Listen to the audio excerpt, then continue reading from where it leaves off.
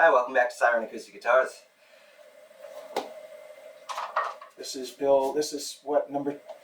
Part 2. Episode 2. Part 2 of the build of the two dreadnoughts. So this is great. Yeah. So where we left off last time, we had just finished bending the sides, and now we're going to move on to actually, bracing and actually putting it in the mold. You're going to get to see us work on the top. Yeah, it's going to be a good video. All right, enjoy. Once both sides have been bent into place, we remove it from the jig and then transfer it over to the mold. Once it's in the mold, we inspect the wood, make sure that there's no burn marks, and check to see how much extra material we actually have so we can cut it down to size and make sure that joint really matches up. You can actually see me point out what I think is a burn mark to Greg, but we agree that it could be sanded off, so it's nothing to worry about. After gluing in the neck block and the tail block, we then start working on the kerf lining that goes around the edge of the top and back of the guitar. The idea is to set it just proud of the sides so that way when we sand the radius into the top and back of the sides, it also hits the kerf lining so that way the entire surface makes contact when we glue it up.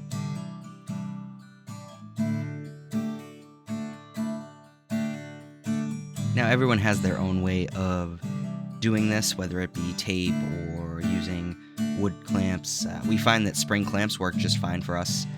They really provide good contact and really get a good grip on the kerf lining.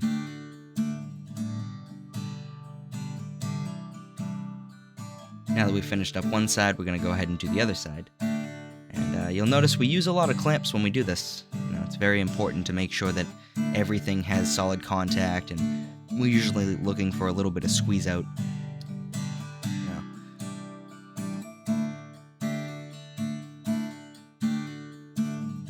Alright, just a few more clamps. Okay, one more. Okay, and another one. And another one. Okay, and I'm putting one on. Okay, and that should be good. That's enough. That's enough clamps.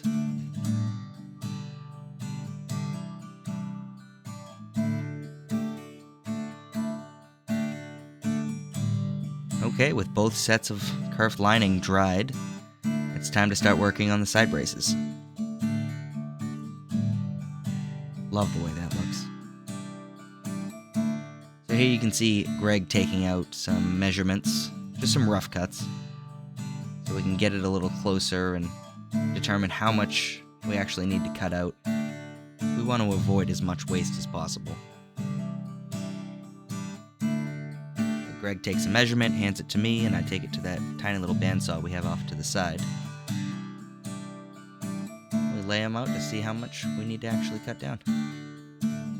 Alright, and this is me taking a little more accurate measurements so that way I can get it down to size so that way it fits in between the kerf lining.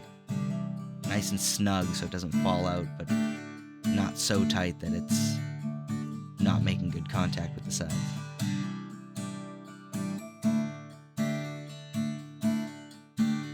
You'll notice we use a brush earlier on, and now I'm fingering the wood. Using my finger to put the glue on the wood after we shaped it.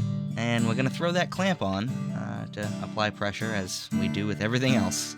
Glue it into place, let it dry, and move on. And that'll pretty much wrap it up to the sides. On to the top. After the top's been book matched and glued up appropriately, we then send it through the thickness sander in order to get our final dimensions.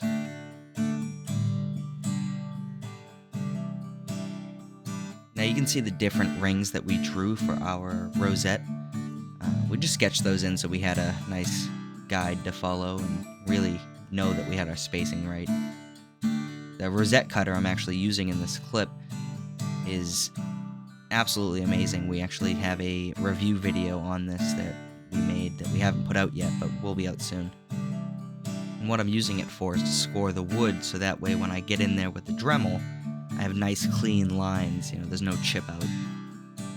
So between the rosette cutter and the Dremel, jig that we're using here. They both follow a pin that's dropped directly in the center of the sound hole.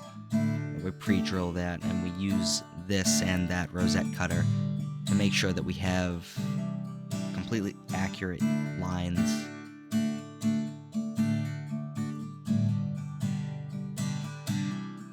Now here, we didn't get the footage for putting the actual rings in for the Rosette, but you'll get a chance after this to see what that would have looked like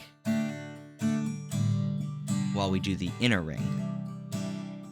Center line, it comes out beautiful. And here's the first reveal.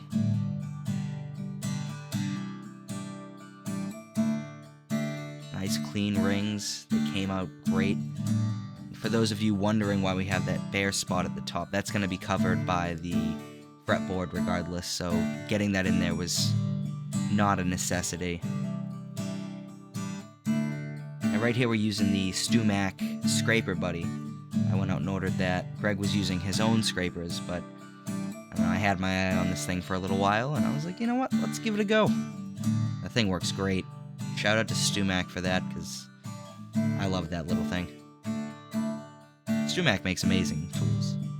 Anyone who wants to get into building guitars, I would highly recommend that you check out StewMac, as well as Luthier's Mercantile. They're both great resources to use. I'll make sure that I put them in the description. Now that we're done with the scraper, you can see that Greg is using the palm sander to really sand it down, so that way we have a nice flush finish between the wood and the actual rosette. Finally, it's time to move on to putting on the center ring, which is, as you can see, filled with abalone, making sure that we had no gaps whatsoever from the inner ring to the outer ring of the center ring, as well as Greg's fine cutting of the abalone pieces to make sure each one lined up with the other.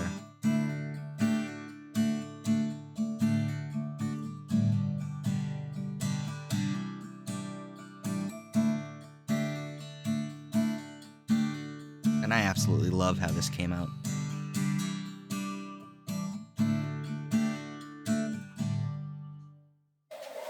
Well, thanks for watching part 2. I hope you guys enjoyed it as much as we enjoyed doing the work. And keep looking out for new stuff. Part 3 will be out soon. That it will. And remember, if you're enjoying the videos, like, follow, subscribe, all that jazz. We'll see you on the next one. Take care.